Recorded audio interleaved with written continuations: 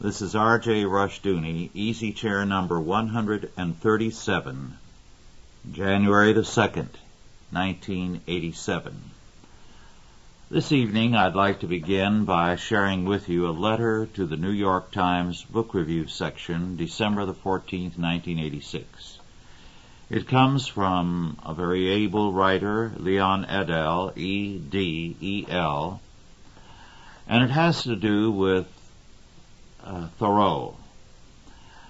He writes, on October 12, one of your poetry reviewers claimed Thoreau went to Walden Pond in protest against the Mexican War.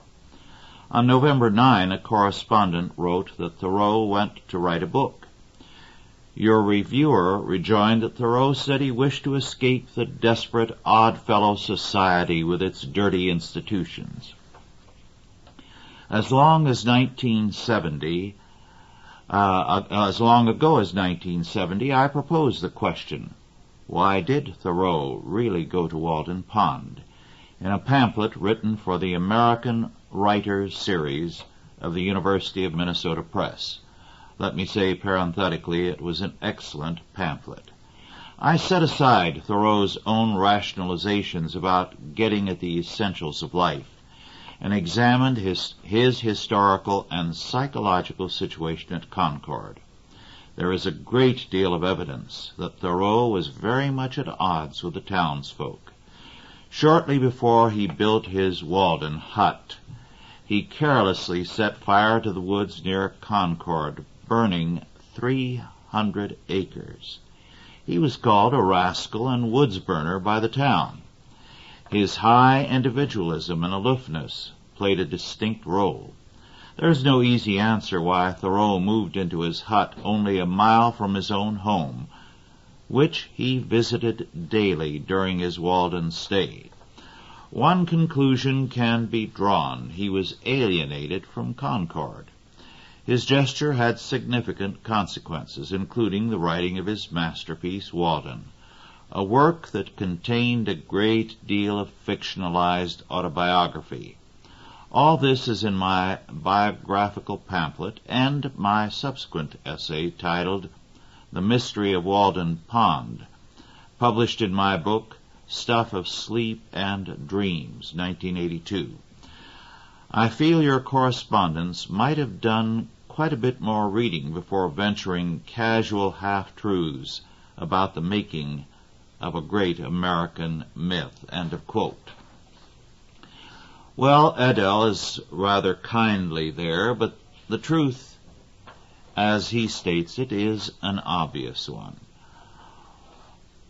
The humanists have always had a penchant for lionizing and idolizing some of the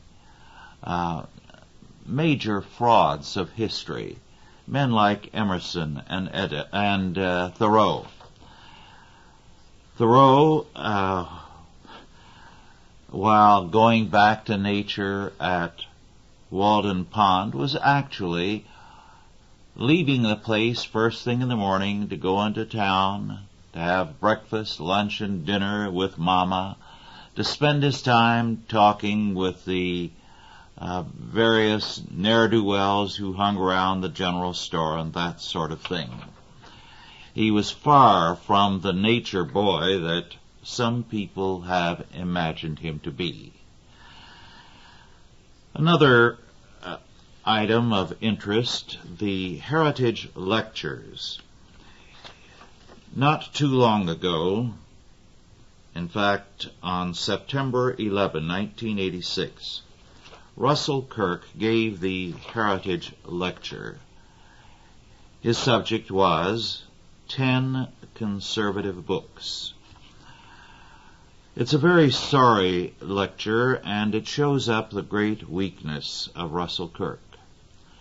Russell Kirk in the 50s had a strong influence on the young conservative movement. Since then, he has become increasingly passé. Conservatism has developed, it has matured, it has grown considerably, and Kirk has not changed. His ideas are the same ideas he had then and are less effectively set forth. He says in one passage early in his lecture, and I quote, "Conservatism is not a bundle of theories got up by some closet philosopher. On the contrary, the conservative conviction grows out of experience, the experience of the species, of the nation, of the people. Conservatism is the negation of ideology," unquote. For Kirk, conservatism is to have roots in tradition, to grow in terms of the past and of tradition. Well, what kind of conservatism are you going to have in the Soviet Union today? Are you going to be a good Stalinist? Instead of Gorbachev, are you going to idolize Stalin? In the 60s, Kirk in California turned off a sizable number of university students with his statement, his admission rather, on questioning, that if he had been alive at the time of the American War of Independence, he would have been a Tory, because tradition was on the side of the Tories. He says in this lecture, and I quote, "The conservative mind looks to custom, convention, and continuity for an understanding of the civil social order, not to such artificial constructions as a pretended social contract," unquote. Well, the alternative to continuity, custom, and convention is not the social contract. What about Christianity? And what if the customs, conventions, and the continuity are evil?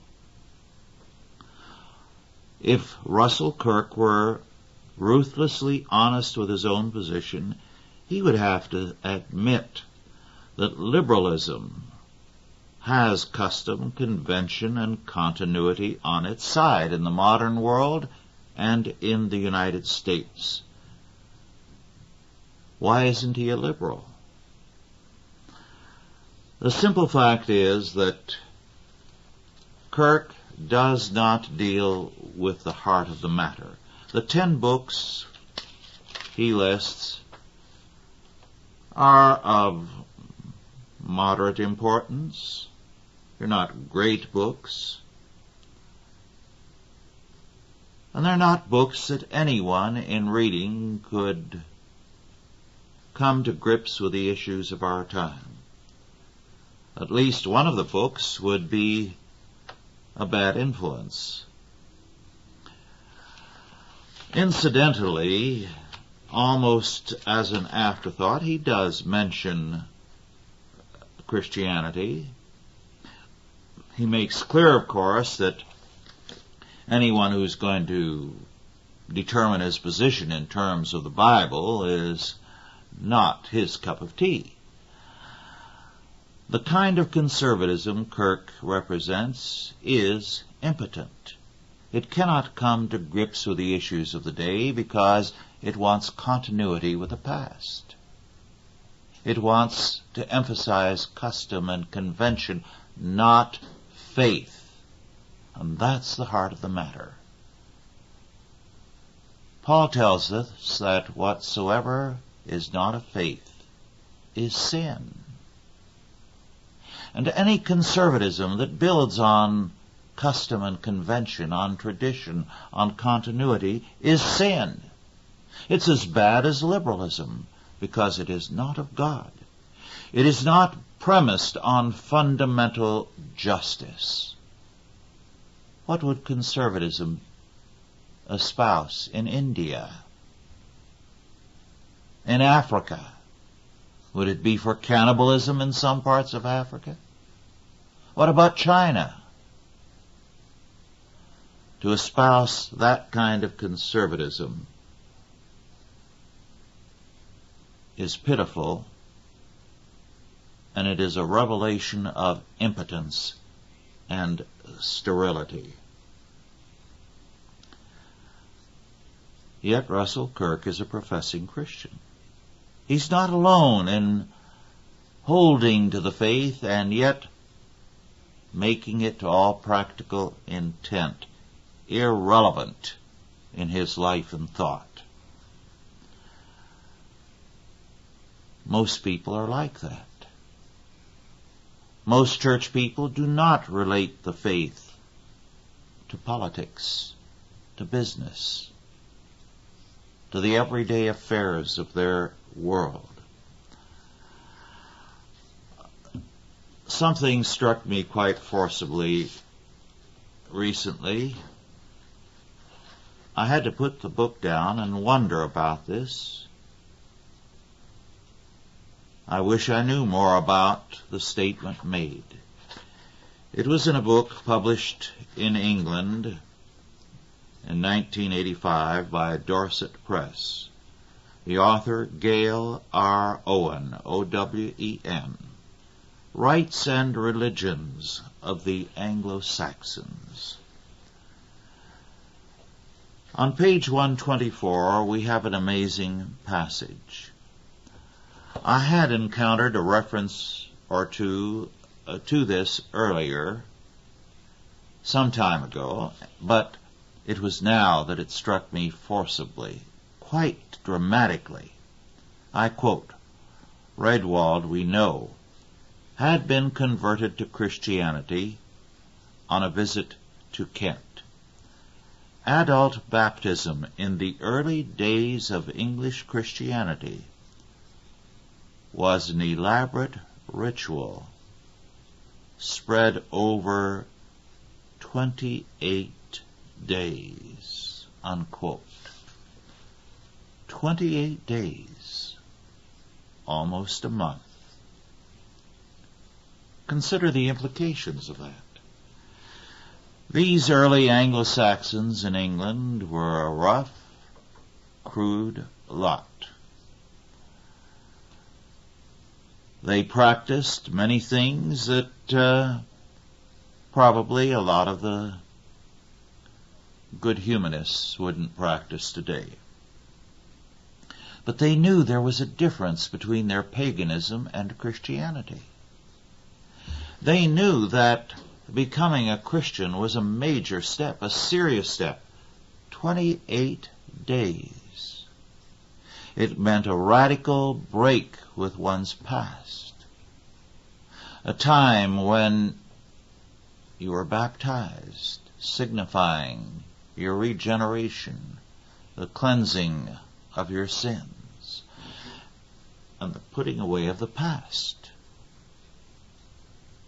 The putting away of an old life and becoming a new creature in Christ. Today, we take the faith casually. Then,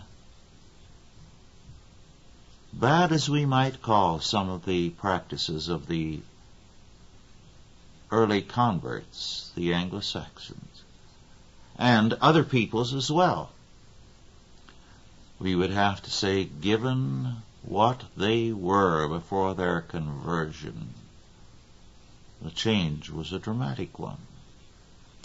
The Saxons, by the way, were great for human sacrifice.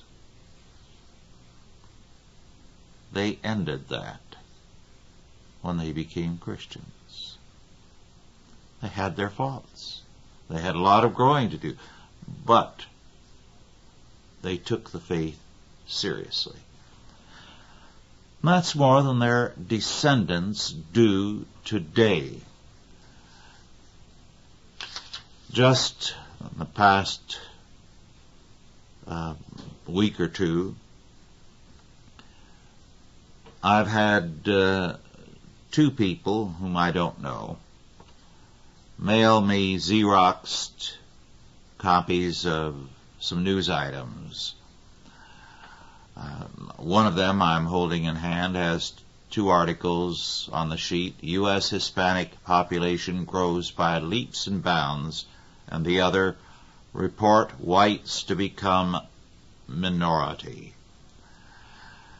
And that by the year 2080, supposedly, Hispanics, blacks, and Asians are going to be more than half the population. So what? So what? That doesn't bother me in the slightest. What bothers me and upsets me greatly is that these people who are upset about the United States possibly ceasing to be a white country are not upset about the abandonment of Christian faith. God has blessed the United States richly. He is going to damn it unless it returns to the faith, unless it shows some gratitude to Almighty God for all the blessings we have had. We're going to lose those blessings, and we're going to lose the country, and it'll be the judgment of God. He will take it from us and give it to another people that will believe and obey. Now, who those people are, I don't know. I hope it is the blacks and the Hispanics and the whites, all of them, returning to the faith and having a readiness to apply the whole Word of God to every aspect of their lives. God doesn't care 2 cents about godless whites or godless blacks or godless anybody. They're all going to be judged and punished. My wife Dorothy comes from an old family going back to colonial times. And she has often remarked, what are these people complaining about? It's my kind of people that have destroyed the United States. Every major evil movement in this country, you have the great old line families heading it up and financing it. And she's right. And how is God going to bless that?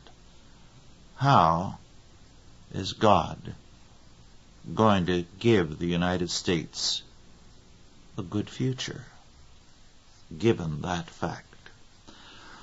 Well, from that, let me turn to an interesting book on the German dimension of American history by Joseph Wandel, W-A-N-D-E-L, published by Nelson Hall in 1979. A very interesting book, and it's worth remembering that when the German migration began, there were a great many Americans who felt the country was going to go to the dogs, that the United States had no future because these horrible foreigners were moving in, the Germans. And of course the Germans were considered a bad influence because one of the first things that you would see in a German community would be the beer gardens, and their delight in beer drinking and singing and dancing, and they were regarded as a frivolous, bad influence on the United States. Well, when you look at the population of the United States today, most scholars feel that the Germans and the English are about equal. About 13 to 14% of the American population being English, and the same percentage German. However, I think one can question the validity of that estimate. I would say the German element predominates over the English. What people do not realize is that so many of the Germans anglicized their names and quickly were accepted as of an English extraction after a generation or so. Mueller became Miller, for example. And Lincoln became Lincoln.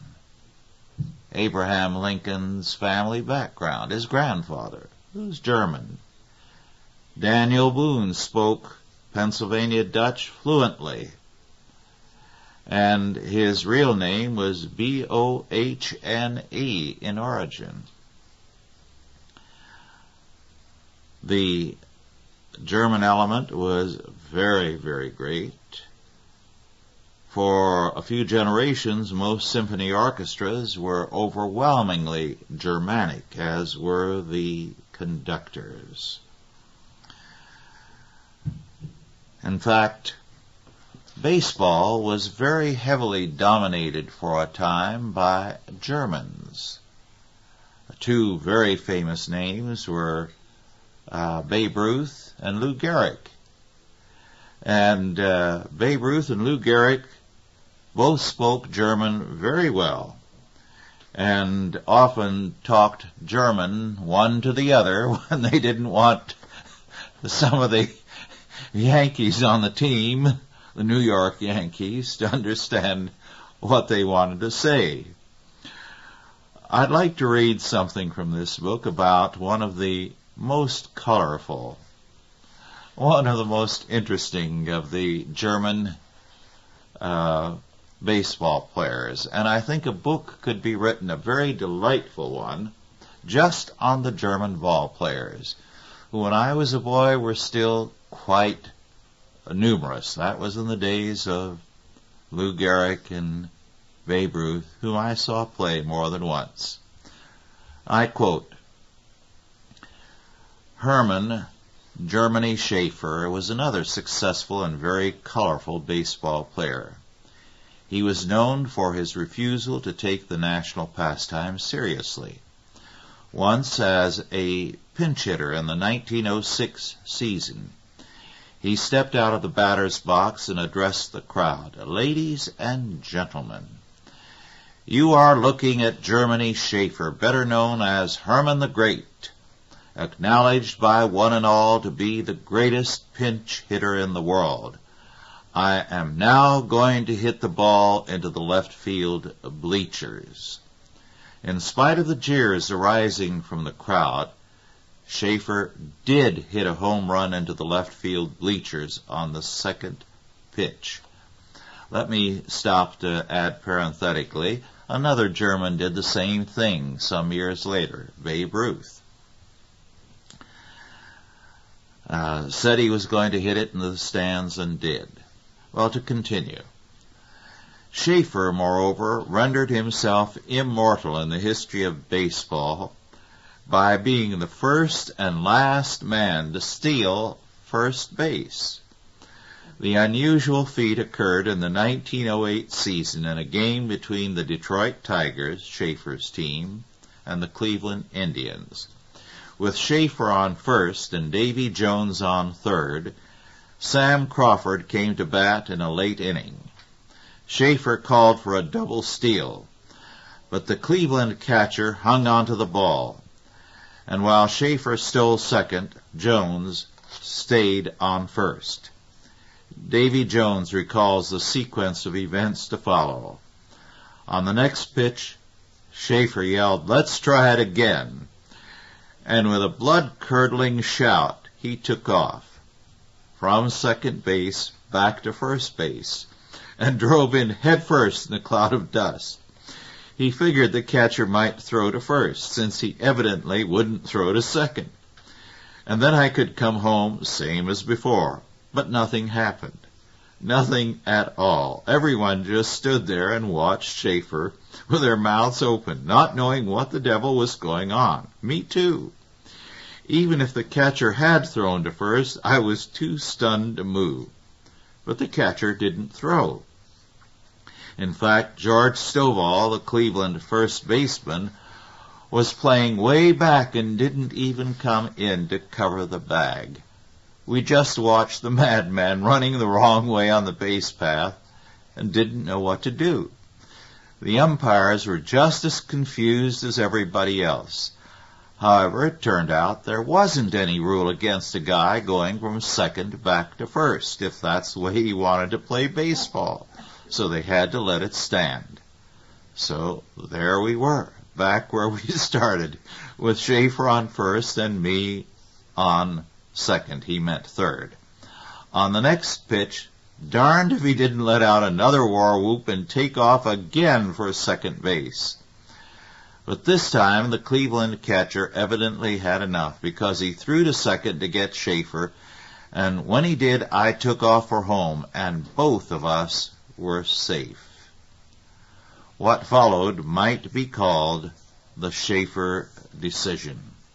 Ben Johnson, the league's president, decreed a new rule by which the men on base had to run counterclockwise.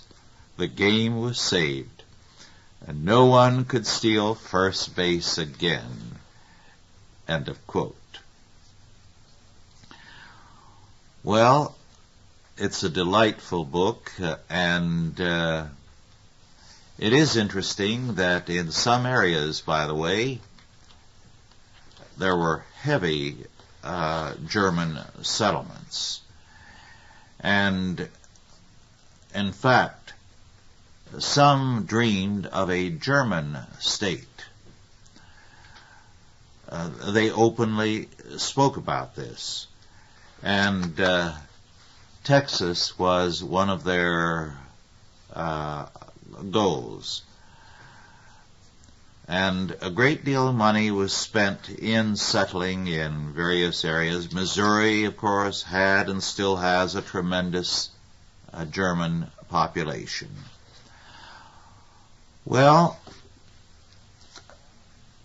the German dimension of American history is a very important one. It has had a very powerful impact on American history, and yet it was seen as a disaster. So, what we have to say is, this country has no future outside of God, outside of Christ. And if we look at the future in terms of what are we going to be in Christ? Are we going to make a stand in terms of the Christian faith? Are we going to take our faith seriously? Are we going to return to the basics that govern our society? Then we have a future. No future outside of Christ. So God is going to give the country to somebody else. If the white Christian population has no regard for the blessings they've received, I believe that with all my heart. I'm interested in a Christian future for the United States and for the world, not a racist one. I don't believe the United States or North America belongs to the white man any more than I believe that Africa belongs to the white man, a black man. It belongs to the Lord God Almighty, and He will give it to whom He chooses. So I don't believe that any continent is going to stay as it is or have the kind of future the peoples of that continent imagine today. God, who sitteth on the circle of the heavens, shall laugh. He holds all these people in derision. I'd like to turn now to a very interesting book given to me by one of you, Dan and Debbie Harris. It is by Bob Tamarkin, Tamarkin. The title, The New Gatsbys, Fortunes and Misfortunes of Commodity Traders, published by William Morrow in 1985. This has a great deal of very interesting information on what's happening in commodity markets. Chicago in particular. The account it gives of the market is an exciting one, at times a horrifying one. I'm tempted to take a great deal of time to go into it, but I'd like to concentrate instead on one point, because, for one thing, I'm going through only a small portion of my material each time. I get wound up at the beginning, and then I find that I've only covered a small amount of the territory. The New Gatsby's tells us something very significant. There are no corners of life unaffected by the culture of the times. We think of the commodity market as a technical area where people are trading in commodities and are governed by the marketplace and by their knowledge of the commodities they deal with, and so on. But what Tamarkin's book tells us is that the culture of the times affects people in every sphere of life and thought. The commodity market reflects the existential temper of our world. Tamarkin doesn't use the word existentialist at any time. In fact, he is not interested in telling this point that I am dealing with, but in giving a factual account of some aspects of the commodity market. But what comes through loud and clear is that the traders are not like the traders of 40 and 50 years ago. They are products of the culture of our day. They are what he calls long ball hitters. They're not working slowly, patiently, but they are a new breed of traders with a single-minded penchant for the big play, long ball hitters who want to strike it rich very quickly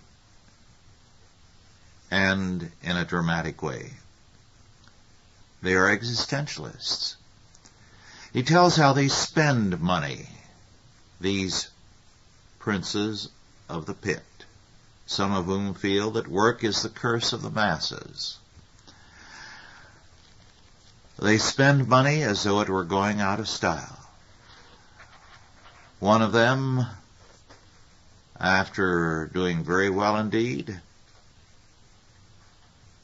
couldn't find enough things to spend money on. 10 motor cars, for example. Existentialists who live for the moment. Politicians who live for the moment. Voters who are governed by the moment. When I finished reading this book, I found myself almost frustrated because I felt that I could write a book with the insights it gave me. I was reminded of what a friend of mine who's in politics told me once. He said that voters have a memory that does not exceed 90 days and is often far shorter. So he said, what a politician has done rarely carries weight with voters if it's more than 90 days old. When they go to vote, they forget the past. This is because of the existentialist temper. Just as people do not think ahead, go into debt without consideration for the future, so too do commodity traders. One of the biggest gimmicks in sales in recent years was the idea of selling people things, no payment for 90 days, or for 6 months, I heard recently. And people with an existentialist memory and an existentialist outlook go overboard for that. It has seeped into every area of life. Now, clearly not everybody in the commodity market is an existentialist. Certainly Dan Harris and others I know are not. But what Tamarkin's book tells us is that there are no islands in our culture where people can sit in isolation from the culture. So what does that mean? The culture infects every person within its boundaries. So you either Christianize the culture or it is going to paganize you. It has paganized the commodity market. It has paganized politics. It has paganized the churches, where you have the same temperament today prevailing. It's a very, very revealing and eye-opening book. If you are an investor, read it. Now to two books with regard to the situation in the Soviet Union. The first is one of the grimmest books I have ever read. Viktor Suvorov, S-U-V-O-R-O-V, Inside the Aquarium, The Making of a Top Soviet Spy.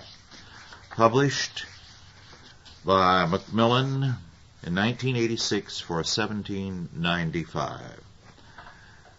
Viktor Suvorov is probably the most important defector the United States or the West has ever received. He was in the GRU, military intelligence, the most powerful and deadliest unit of Soviet intelligence. He tells us the kind of person you have to be to get into the GRU. One of the first things that is done with potential recruits is to show them a film of a GRU man being cremated alive in the cellar of the aquarium. And they're told, if you disobey an order, however small, this is what happens to you. They give them a training that is an incredible thing. They require a performance of them that is staggering. These men go out, and wherever they are, they get the information. They get the traitors in other countries. They recruit them. They deliver. One man who was sent to the furnace, to give you an idea of how small it is, was a man, and they test them. And Suvorov had to plant a little pocket Bible that it was passed around in the streets by Christians in the mailbox of this man to see what he would do with it. The man kept it and did not report it. You can have no secrets. So he was sent to the furnace alive. That's what life is like inside the aquarium. It's a grim book. It's a very important book. You had better read it. Because these people take what they stand for seriously. One of the things that they are taught, these GRU men, is a very simple thing. To quote from Suvorov, spy films always depict intelligence officers as brilliantly eloquent and witty. The spy's arguments are always irrefutable, and his victim always agrees with his proposals. This is nonsense. In real life, the reverse is true. The fourth law of recruitment says that every man has his head full of bright ideas and that everyone suffers mainly because no one will listen to him. The biggest problem for everyone is to find a good listener. That's impossible, because everyone else is after the same thing, seeking their own listeners. So they've no time to listen to other people's silly ideas, unquote. He goes on to say that to be a successful spy, you have to be a sympathetic friend and listener. In no time at all, these people who normally would never betray their country, when they find a good listener, are ready to tell him anything, ready to betray their country to him. He's somebody they like, somebody they trust, somebody they are ready to work with. It's one of the major means of recruiting peoples, by being a good listener.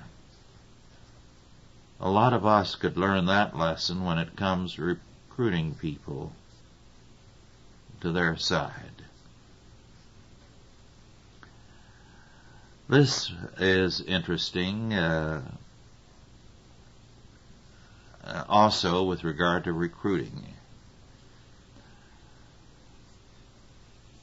He says, and I quote, "The rules say that there's no need to recruit the factory manager or the chief engineer. It's easier to recruit their secretaries, who are by no means less well informed than their bosses. But unfortunately, it is one of the conditions of our training, that is the GRU, not the KJB, in recruiting, that we are forbidden to recruit women. Recruiting women, they say, is no training because it's too easy. It's all right when you are working abroad, but not when we are being trained. It's not really so bad. You can find a draftsman or a computer programmer or someone in charge of secret documents or a copying machine," unquote. Just by listening, you can recruit any woman, so it's too easy in the training program. Now, I wonder if that was a judicious remark. Maybe I'll hear about it when I'm through taping. Another very delightful book. This was given to me by one of you, Phil Spielman. Vladimir Voinovich, V as in Victor, Oinovich, The Anti-Soviet Soviet Union, published by Harcourt Brace Jovenich in 1985.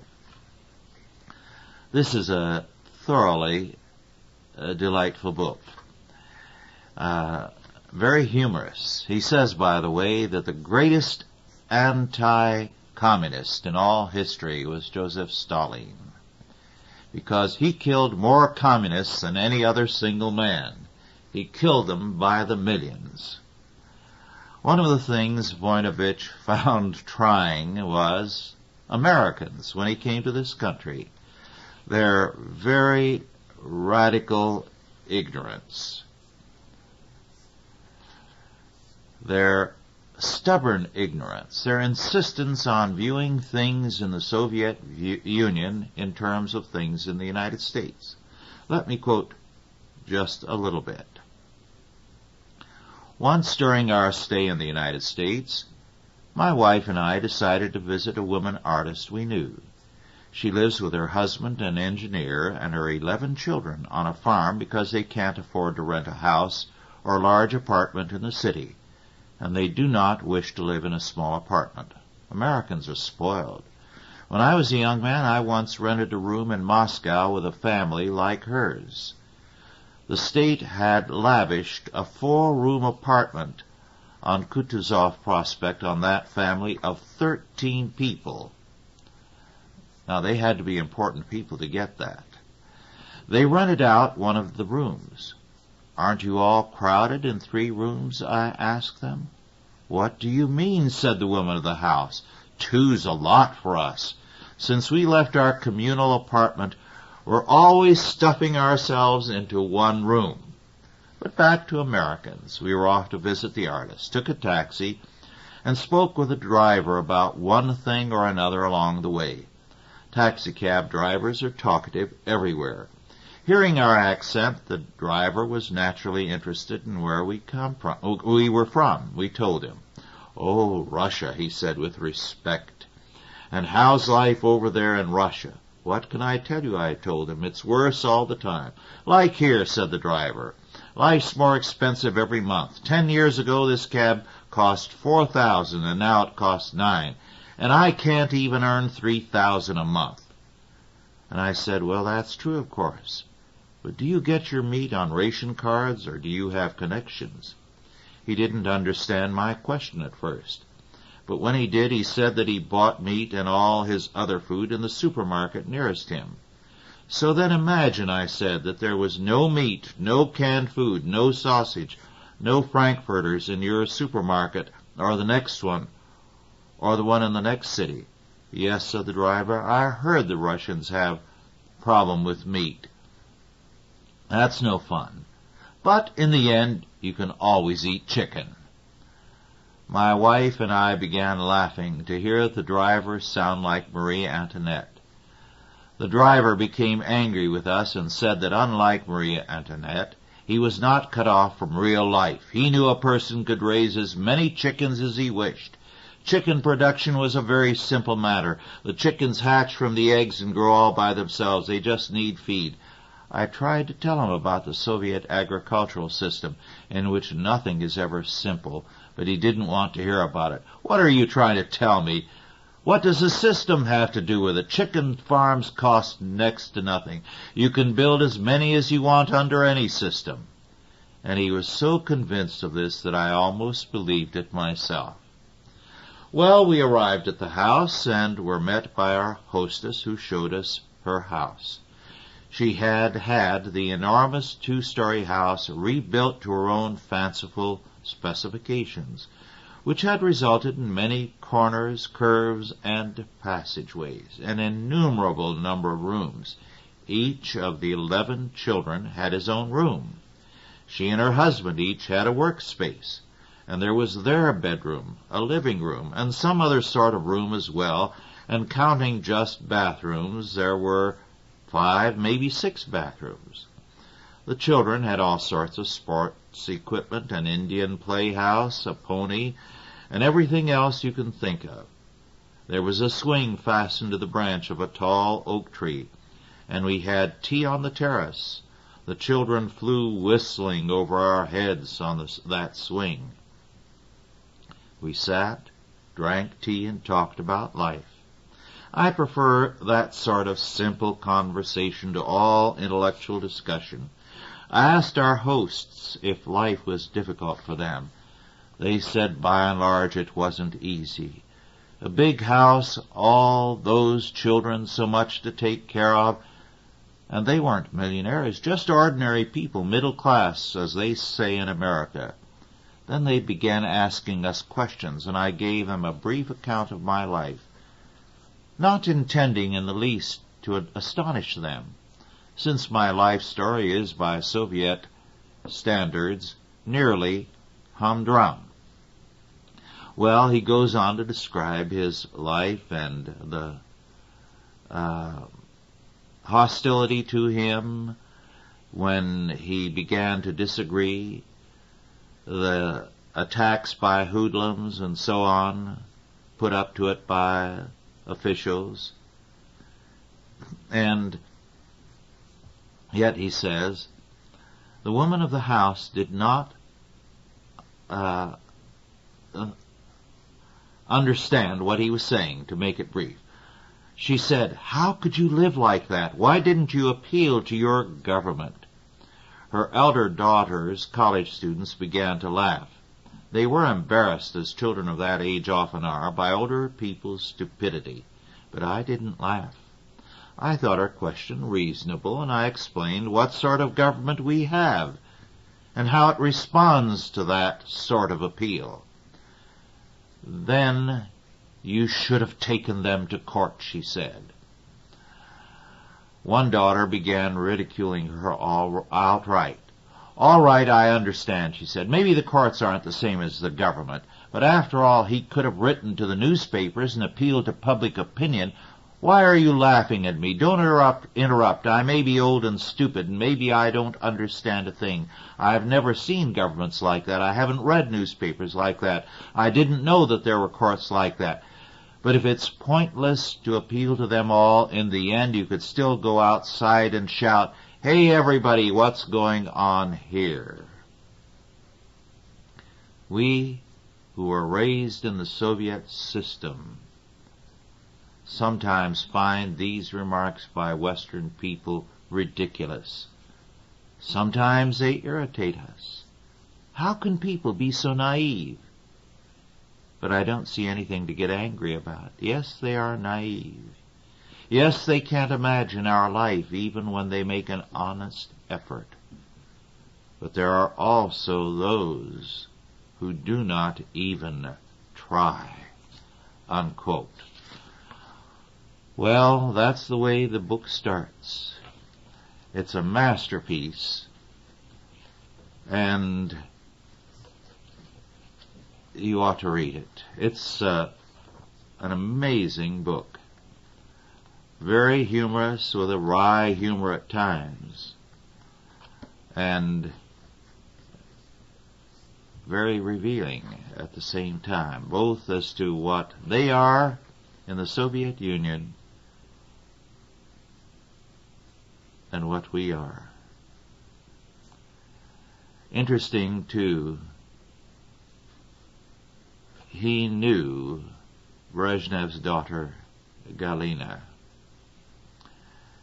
And Galina, as a friend and one of those young people who hoped for something better, kept repeating over and over again when her father took over, "My dad will be progressive, you'll see." But Brezhnev was no different than the others. In fact, he has this to say about one of the top men in the Soviet Union, that he would take bribes to pardon people sentenced to death. He was nothing but a party hack who even by his colleagues was nicknamed Dim Bulb. Well, so much for the anti-Soviet Soviet Union. Read it. It's a delightful book. Now, for a few items about television that I ran across, which tells you how far downhill we have gone in recent years. Because in the early days of television, playwright George S. Kaufman was for a time banned from television when he said on a talk show during the Christmas season that he would throw up if he heard Silent Night played one more time. Then another item about television. This comes from an older book, You Can't Show Kids in Underwear, by Barbara Suling, S-E-U-L-I-N-G. Well, published in 1982, so it isn't too old. I quote this from page 57. During an interview on a talk show, an old-time comic had a heart attack and died. No one knew who was responsible for moving the body. So while a commercial was run, the comic was left slumped in a chair off camera. When it was finally decided that the corpse could be classified as a prop, the prop department moved him during another commercial. One of the marvels of unionism, is it not? And this interesting item, A candidate for public office may not be prohibited from saying anything he wants to, including insults and curses, in a political television commercial. He is protected by the law of free speech. And this, I think, confirms something I'd always wondered about and felt was probably true. Some 30-second commercials cost more to produce than the programs they accompany. And I would say more talent goes into producing many of them. Then, and there are about 40,000 TV commercials produced every year. And the advertisers try to appeal most to viewers between 18 and 49 because it's the group that spends the most money. Some of the other things, children may not appear on TV in their underwear. It is not permitted to use psychedelic lights in a commercial for children. Soap operas really do sell soap. Studies show that nearly half of the commercials on daytime serials are for food or soap. Then, this I thought was interesting, that in one television show, the family could not be shown eating bacon and eggs because one of the sponsors was a cereal manufacturer. Then some sponsors' control has bordered on the ridiculous, especially among automobile manufacturers. The Chrysler Building was edited out of a scene of the New York skyline in a program sponsored by a competing car company. Fording a stream was deleted from a script for similar reasons. One car manufacturer actually wouldn't allow the name of Abraham Lincoln to be mentioned because Lincoln was a competitive car. Well, a great deal more on this book of like character. Our time is up now, so I'm going to have to hold some of this material back for another time. Thank you all for listening. God bless you and grant you joy in serving Him and growth in Him.